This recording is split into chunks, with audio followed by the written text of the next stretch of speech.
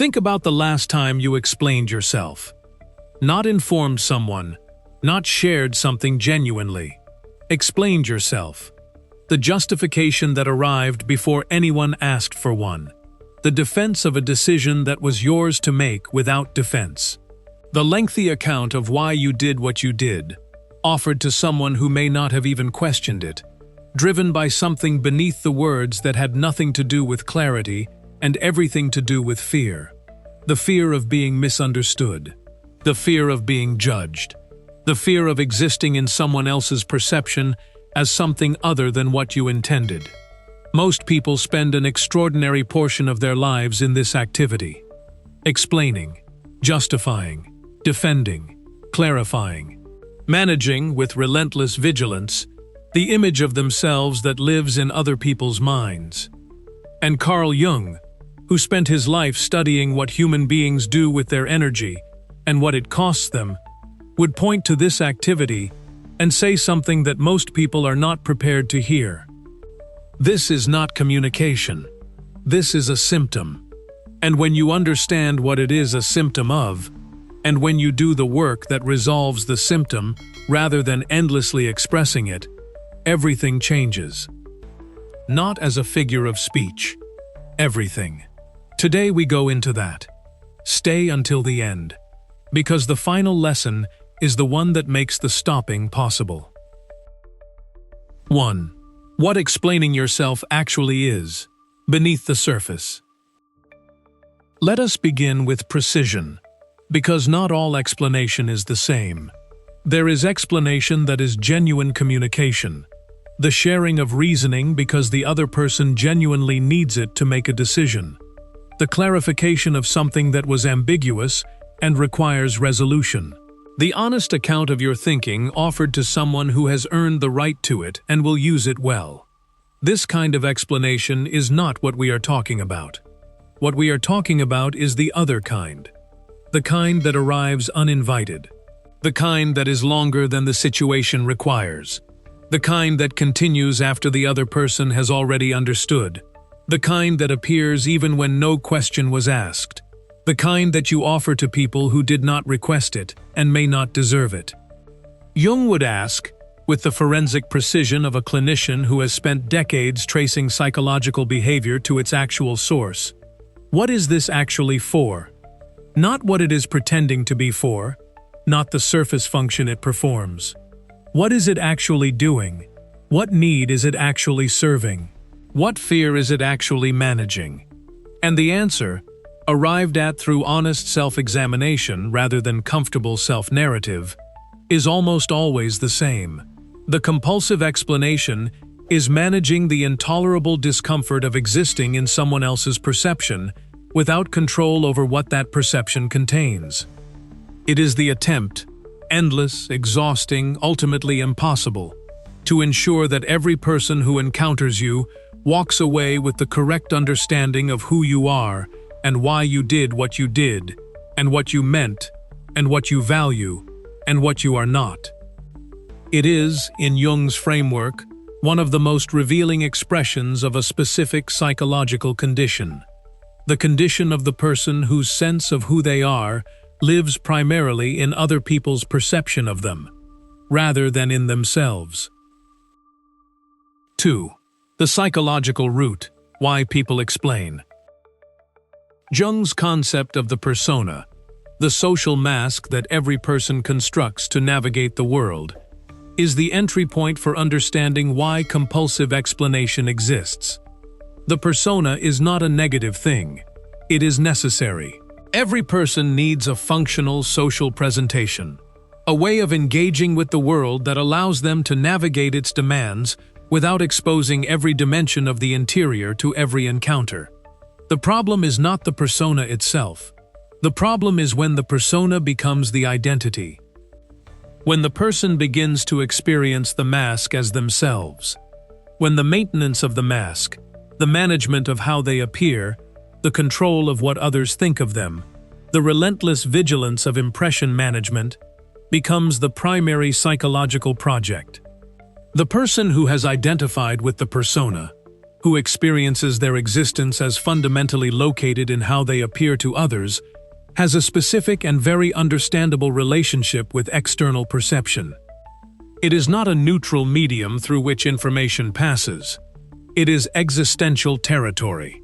If the perception is correct, if the person in front of them sees them as they wish to be seen, they feel, at a level below conscious thought, safe, recognized, real.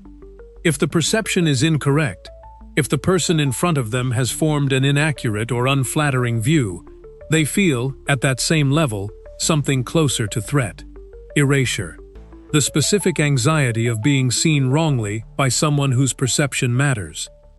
And the explanation is the attempt to correct the threat, to adjust the external perception back to the acceptable version, to manage the image in the other person's mind with the same relentless attention that a careful curator gives to a gallery. Nothing out of place. Nothing misrepresented. Nothing allowed to convey something other than the intended meaning. This is exhausting. It is impossible. And it is the direct expression of a self that has not yet found its foundation inside itself. 3. What Nietzsche understood that Jung extended. Jung was profoundly influenced by Nietzsche, and Nietzsche had something specific to say about the person who cannot stop explaining themselves. He called it the need for witnesses. The specific, degrading dependence, his word, on the presence and approval of an audience for one's own sense of reality.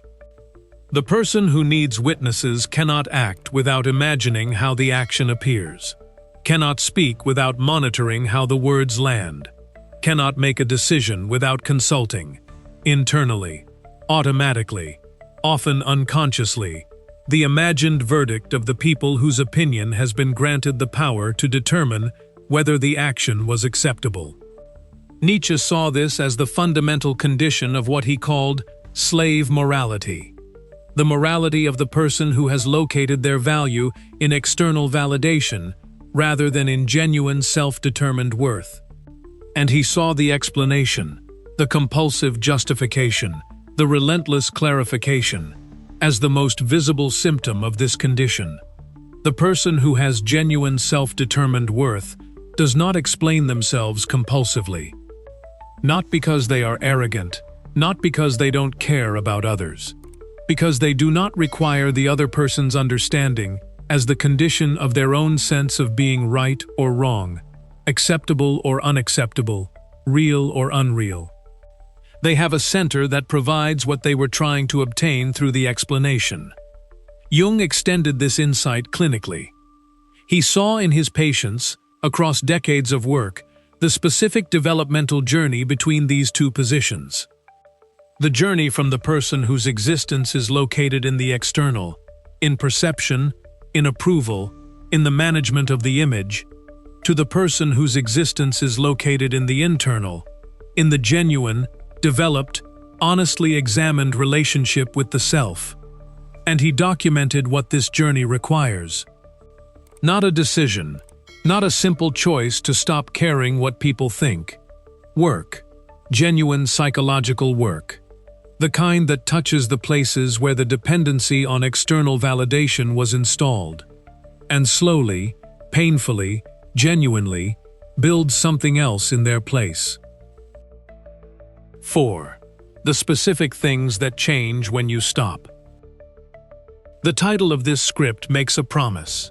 Everything changes. Let us be specific about what changes, because the change is real, and it is large, and it is worth understanding precisely before we explore how to produce it. The first change, you become present.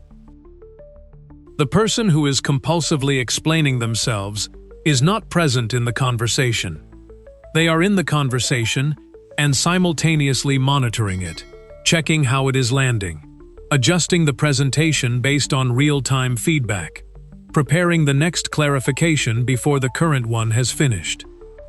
This is not presence, it is management. And management and presence cannot occupy the same moment.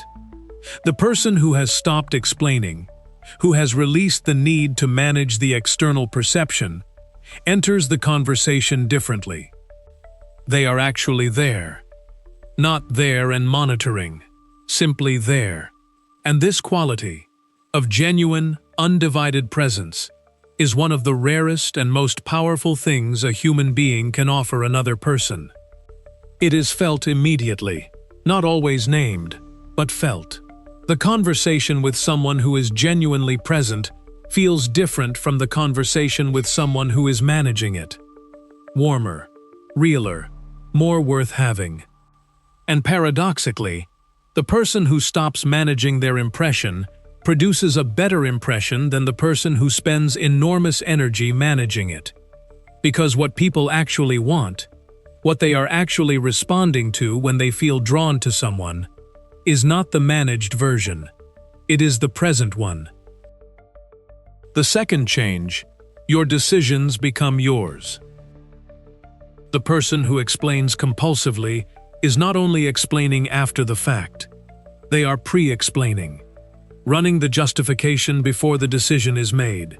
Not, what do I actually want to do here, but, how would I explain this if someone questioned it? Not, what is true for me in this situation, but, what position can I defend? The decision-making process of the compulsive explainer is contaminated at its source by the imagined audience whose verdict must be manageable. The result is not genuine decision. It is the selection of the most defensible option, which is frequently not the genuine option, not the option that the interior actually knows is right. The person who stops explaining, who releases the need to defend the decision in advance, makes decisions differently, from the inside out, rather than from the outside in. From genuine self-knowledge rather than from the calculation of defensibility. And the decisions that emerge from this process feel different. Even before their outcomes are known, they feel like yours, because they are. The third change, your relationships deepen. This one surprises people. The intuition says, if I stop explaining myself, people will misunderstand me. The relationships will suffer. The connection will weaken. The reality is the opposite, because the relationships that exist between two people who are both compulsively managing their own presentation are not genuine relationships. They are the parallel management of two impressions that occasionally intersect. Two people presenting carefully curated versions of themselves to each other's carefully curated versions, and calling this intimacy. The person who stops explaining, who releases the impression management, who allows themselves to be seen as they are rather than as they need to be perceived, does something that is genuinely rare and genuinely powerful. They make themselves available for actual contact. And actual contact, between two people who are not primarily managing how they appear, is the foundation of the only kind of relationship that actually satisfies. The relationships that remain after you stop explaining, the ones that can hold the unmanaged version of you, are real, and the ones that require the management to survive, reveal themselves, in your stopping, for what they always were. The fourth change, your energy returns. The management of external perception is one of the most energy-intensive activities available to a human being, not because it is difficult in any single moment, but because it is constant. There is no break from it. No context in which the imagined audience is absent. No situation in which the monitoring can be turned off and the energy reclaimed. Even alone, even in the privacy of the interior, the compulsive explainer is explaining. To the imagined critic, to the internalized authority, to the version of the other person that lives inside the mind and requires management even in their physical absence. The exhaustion this produces is specific and chronic. Not the good tired of genuine effort expended on something that mattered. The gray, structureless, sourceless fatigue of energy spent on something that cannot be completed because it has no completion point. When the explaining stops, when the management is genuinely released rather than simply suspended, the energy that was being spent on it returns. Not all at once, not dramatically, but it returns. And what it can be spent on instead, the genuine work, the genuine relationships, the genuine interior development that the management was crowding out, begins to receive what it has always deserved. 5. Why stopping is harder than it sounds. This is the section most scripts on this subject skip, because it is uncomfortable, because it requires saying something that is more demanding than inspiration. Stopping the compulsive explanation is not a decision. Or rather, it is a decision that can only be made once, and then must be made again in every subsequent moment where the old impulse arises. Which is frequently because the impulse is not surface level. It is not a habit that can be replaced with a different habit through sufficient repetition. It is rooted in specific, often early, often deeply encoded experiences that taught the person, through genuine consequence, through genuine pain, that existing in the wrong version, in someone else's perception, was dangerous. The child whose parents' love was contingent on the performance of specific qualities, who learned early that being seen incorrectly carried genuine relational cost, developed the explanation as a survival strategy, not as weakness, as intelligence, as the accurate recognition that in this specific environment, the management of perception was necessary. The problem is not the development of the strategy. The strategy was appropriate to the conditions that produced it. The problem is that the strategy does not know the conditions have changed.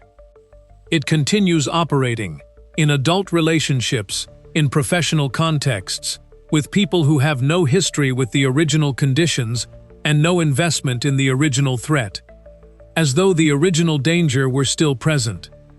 As though the wrong perception in anyone's mind carries the same cost it carried in the original environment, where getting it right was genuinely necessary. This is what Jung meant when he described the psychological complexes that operate autonomously beneath conscious awareness. The explanation complex, the automatic, preconscious, often irresistible impulse to justify and defend and clarify, is not the present-day self responding to present-day conditions. It is the child self, still managing the original environment through the body and nervous system of the adult. And the stopping, the genuine stopping, not the suppression but the genuine release, requires that the child self be met, not managed, not overridden by the adult's rational decision to stop caring what people think. Met, heard, understood in the specific, historical, genuinely painful context in which the strategy was originally installed. This is Jung's actual prescription. Not, decide to stop explaining yourself, but understand why you started, what it was protecting, what it cost, what it was trying to prevent. And from that understanding, genuine, compassionate, historically accurate understanding, something becomes possible that the rational decision never produces. The gradual, non-linear, genuinely transformative release of what was always only a strategy, and the emergence, from beneath it, of the self that never needed the strategy, the self that was always there, always sufficient, always capable of existing in the world without requiring the world's correct perception as the condition of its own reality. 6. The specific practices. How Jung's framework actually points toward this. 7 practices, not as a program, as the actual interior architecture of the change. Practice 1. Notice the impulse before acting on it. The explanation impulse for most people is so automatic that it has already produced words before the awareness catches up. The first practice is simply catching it earlier, not stopping it immediately, noticing it. The moment the impulse arises, the moment the internal sentence begins forming that starts with "because," or "I only did it because," or "I just want you to understand that." Notice, not with judgment, with curiosity. What is this protecting right now? What is it afraid the other person thinks? What would happen, genuinely, specifically, if I didn't say this? This noticing alone, sustained over weeks and months, begins to create the gap between impulse and action that makes genuine choice possible.